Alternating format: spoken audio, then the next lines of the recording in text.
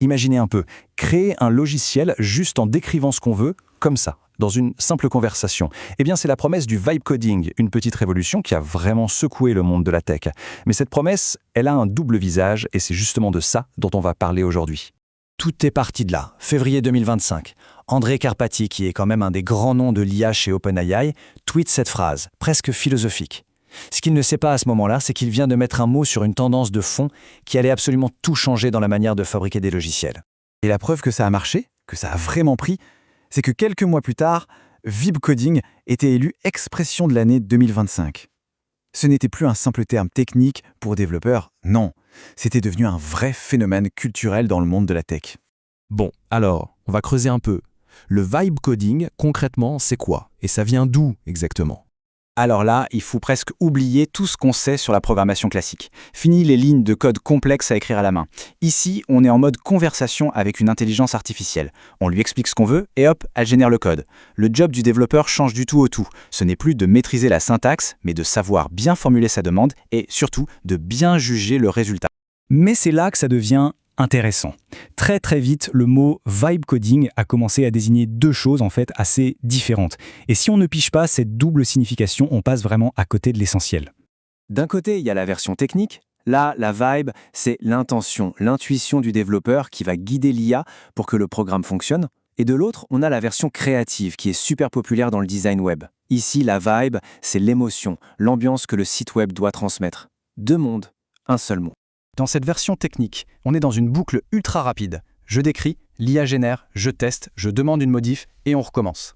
L'humain devient une sorte de chef d'orchestre. Il ne joue plus lui-même de l'instrument, mais il s'assure que la musique sonne juste. L'important, c'est la vitesse, même si on n'a pas lu toute la partition dans le détail. Pour l'approche créative, on change complètement de registre, on est presque dans l'artistique. Le but, ce n'est plus seulement que ça marche, c'est de coder une ambiance. On veut que l'utilisateur ressente quelque chose de précis. C'est une quête d'harmonie entre le visuel, les animations et l'émotion qu'on cherche à provoquer. Alors pourquoi est-ce que ça a explosé à ce point? La réponse, en fait, elle est assez simple. C'est la vitesse et la créativité. Les gains offerts par le vibe coding sont juste spectaculaires. Et quand on regarde les chiffres, franchement, ça donne le vertige. Début 2025, quasiment un développeur sur deux, 44% pour être exact, se servait déjà d'outils d'IA pour coder. L'adoption n'a pas été progressive, non, elle a été fulgurante. Et attention, on ne parle pas d'un petit gadget pour s'amuser. Prenons l'exemple de Y Combinator, l'incubateur de start-up le plus réputé au monde. Dans leur promotion de l'hiver 2025, un quart des entreprises avaient une base de code générée à 95% par l'IA. 95%! On ne parle plus de retoucher du code, on parle de réinventer la façon de créer une entreprise. Et évidemment, qui dit tendance dit argent. Beaucoup d'argent. Le vibe coding, c'est un peu la suite logique du low-code, un secteur qui était déjà projeté à plus de 30 milliards de dollars en 2025. L'énergie économique derrière tout ça est colossale. Donc pour résumer, les avantages sont juste énormes. On va beaucoup plus vite, on permet à plus de monde de créer des choses, on remet un peu de fun dans le travail et en plus ça coûte moins cher. C'est vraiment l'outil idéal pour lancer et tester une idée très très rapidement. Et puis, il y a autre chose, un truc plus humain, presque psychologique. Les développeurs qui l'utilisent parlent souvent d'un état de flow, ce moment de concentration intense où on ne voit plus le temps passer. Chaque demande faite à l'IA produit un résultat quasi immédiat.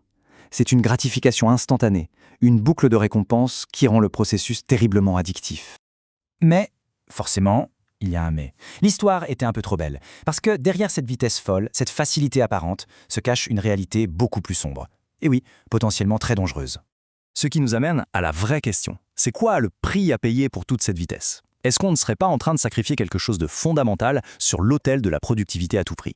Et voilà le cœur du problème, le grand paradoxe du vibe coding. Même ses plus grands fans le reconnaissent, le code généré par l'IA est peut-être rapide, mais il est souvent mauvais. Plein de bugs, fragile, instable. Le deal est simple, on échange de la fiabilité contre la vitesse. Et là, le point le plus critique, c'est la sécurité. C'est un véritable cauchemar. En gros, le vibe coding met un turbo sur tous les problèmes de sécurité qui existaient déjà. L'IA peut utiliser du code pas du tout sécurisé, elle peut laisser des mots de passe en clair dans le résultat, et le pire du pire, s'il y a une faille de sécurité, qui est responsable? Le développeur? Le créateur de l'IA? C'est le flou total. Et ce n'est pas tout. La liste des soucis s'allonge. On zappe les tests de qualité, le code n'est jamais documenté, et le maintenir dans le temps devient un enfer. Mais le plus grave, c'est peut-être qu'on risque de former une génération de développeurs qui savent construire très vite, mais qui sont totalement incapables de réparer quand ça casse. Bon, face à tout ça, est-ce qu'on doit tout jeter? La réponse des experts, c'est non. Bien sûr que non. La solution, ce n'est pas de rejeter l'outil, mais d'apprendre à s'en servir correctement, d'encadrer cette pratique dans une discipline de travail beaucoup plus mature et responsable. La meilleure approche qui émerge, c'est un modèle hybride. S'il y a une phrase à retenir, c'est celle-ci.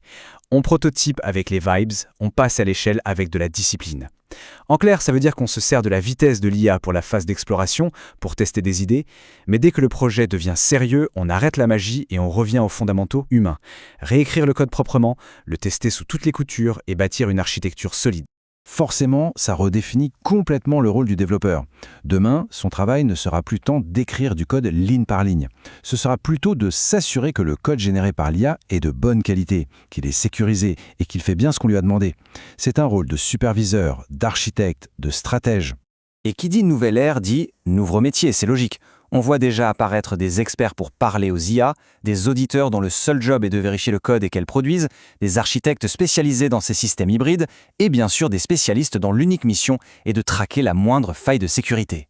On termine donc sur cette question, qui est au fond la plus importante de toutes. Si c'est la machine qui écrit le code, quelle est notre nouvelle valeur ajoutée à nous, les humains? Eh bien la réponse, c'est le jugement. C'est l'intention, la responsabilité, la vision d'ensemble. L'avenir, ce n'est pas l'homme contre la machine. C'est l'homme qui apprend à la guider avec sagesse. Et c'est peut-être ça, au final, la vraie vibe de demain.